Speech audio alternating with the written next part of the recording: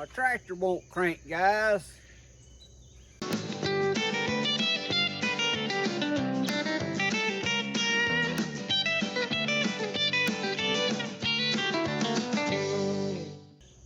good morning, everyone. Welcome back to Poorboys Little Homestead / Papaw's place. Guys, today I'm trying to figure out why my little Mahindra 1626 tractor won't crank. Now, yesterday I was bush hogging all day long, and at the end of the day I pulled up there and killed it to blow my radiator and stuff out, and it wouldn't crank. Well, I knew the battery's hot, so I didn't have time to do no research. I needed to get my tractor cranked, so I used my handy dandy screwdriver and crossed out the solenoid and fired it back up and finished my job I had yesterday. But this morning I'm out here trying to figure out why my tractor won't crank. And I think I found my issue, and I want to show some of you guys.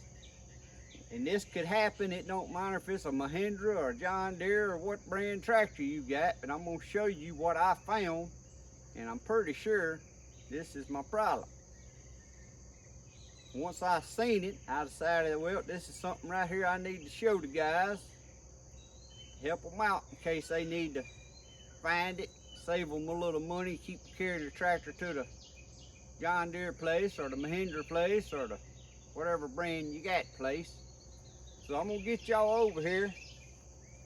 Before I get y'all over here, also, this is a hydrostat and it's got the rocker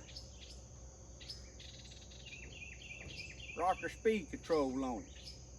Well, I noticed when I was bush hogging, my rocker wouldn't come back to neutral by itself. Usually if you're going forward and you let off, it automatically come back to neutral position. You push down on the back, backing up, you let off, it come back to the neutral position. But I noticed yesterday it wouldn't come all the way back. It's wanting to either creep forward after you use it or creep backwards after you use it. It wouldn't come back to neutral. Well, I was laying in the bed last night thinking, well, my tractor won't crank, and that thing's all of a sudden not coming right back to neutral position. So this morning when I got up, the first thing I looked at up under here, it's got a safety switch. It's when that thing comes back to neutral, it pushes that safety switch, and that's what'll let your tractor crank. Now you got a safety switch on your rocker arm, you got a safety switch on your seat, you got a safety switch on your clutch, and you got a safety switch on your PTO. So if any of them's not in the exact position, it won't let your tractor crank. Well, lo and behold, the first thing I looked at this morning, I take that back, the second thing, I checked the clutch one first. This one on the rocker, it looks like a limb or something must have got up in there and bent the little bracket, so now it ain't letting the rocker touch the switch when it goes to neutral position, and I'm hoping that's what's keeping my rocker from coming back to neutral position. So now I'm gonna get y'all under here and show y'all what I'm talking about. Y'all can see I got me a creeper to lay on when I get under here to try to straighten this out, and I ain't gonna be able to hold this camera while I'm straightening this out. Right up under the rear end of your rocker, here's your heel, what I call the heel piece of the rocker, where you put your heel on it to go in reverse. There's the safety switch. And guys, I'm gonna push that rocker forward, and you see this nut right here, that's adjustable before it's supposed to come back and hit this safety switch. But you see my safety switch, instead of setting this way, it's done a limb or something done hit it and bent this bracket and it's pointed backwards. So therefore the little bolt right there can't hit the safety switch so your tractor can crank. So I'm gonna have to try to get me something to hold to this bracket right here and hold my pedal down and bend it and straighten that back up. Now when I do that, then I'll show y'all what it looks like when it's back in the correct position. Because actually I ain't figured out how I'm gonna get that bent back. I get something and get it bent back around there and get it adjusted.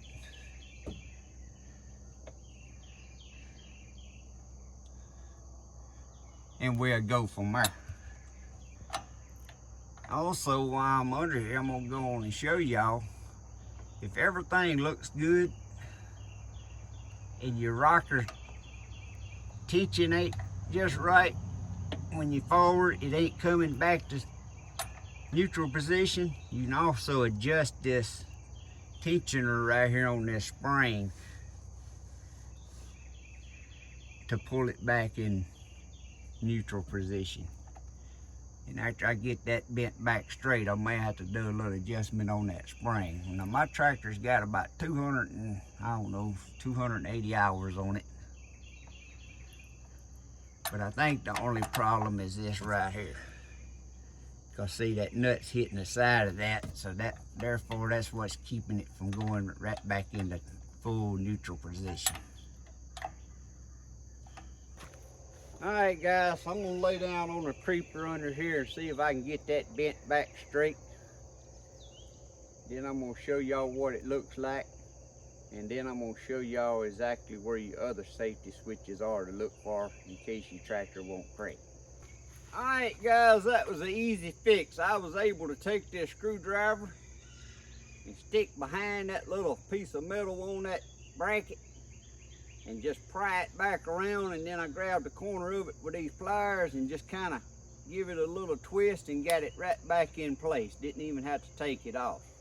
So now I'm going to get y'all under here and show y'all what it looks like when it's in the proper position.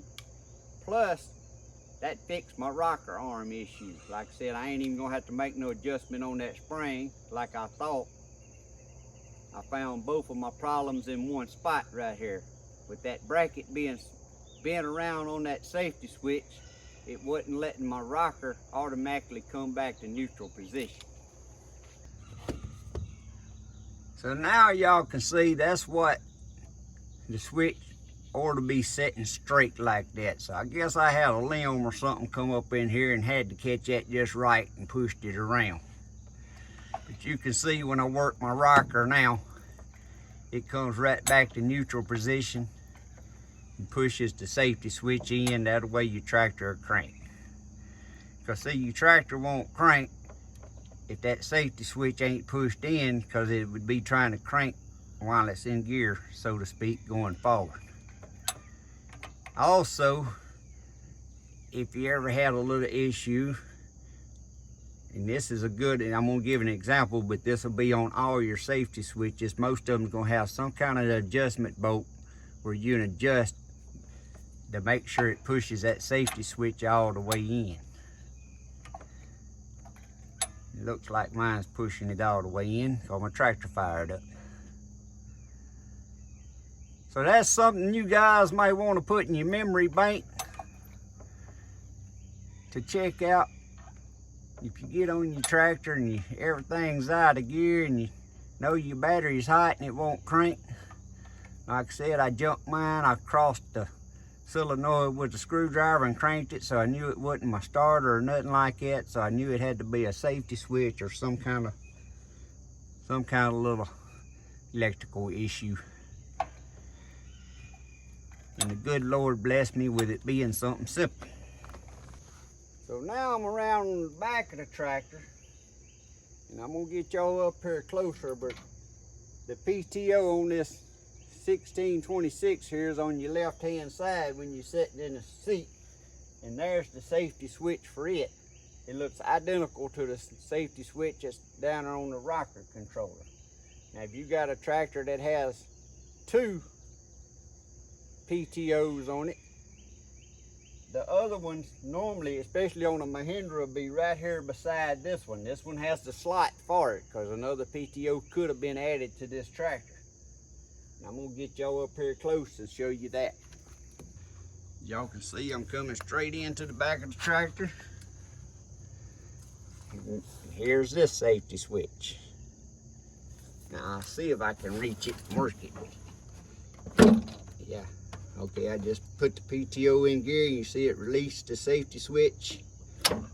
Pull it back, pushes the safety switch down.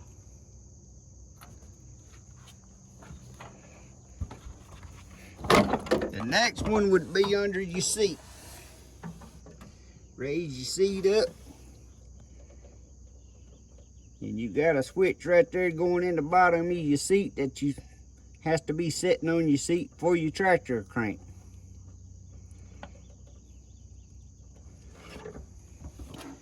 And guys, the one that's right here on your clutch, I'm gonna get y'all down here, but it's up and back in there, and I'm gonna try to show you where you can see it, but it's kind of hidden up in there.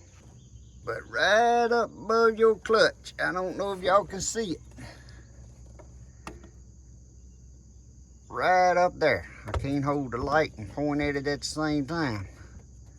Let's see. Right up there at the end of my finger.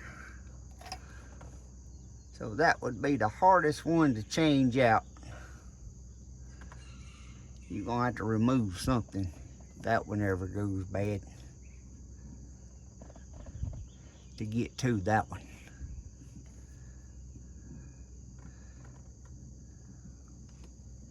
But there that little baby is. But guys, this morning when I come out here and I seen that, I said I think I need to show this to everyone. If you have any issues with your tractor cranking, like I said, it don't matter what brand, what model, what color your tractor is. Nowadays they all got them safety switches, and if you know your battery's hot, that's the first thing you want to check out before you go wanting to pull a starter off or anything like that. If you know what I'm talking about by crossing your solenoid out with your screwdriver and starting your tractor, that's the best way to test your tractor. Just make sure it's out of gear so it can't crank and run over you. You can crank it with a screwdriver. That way you know it ain't your battery and you know it ain't your starter. Then you'll know to start looking for them safety switches. I'm gonna get y'all over here. I ain't gonna do it, but I'll get y'all over here and show y'all what I mean by using a screwdriver to cross your solenoid out to crank your tractor.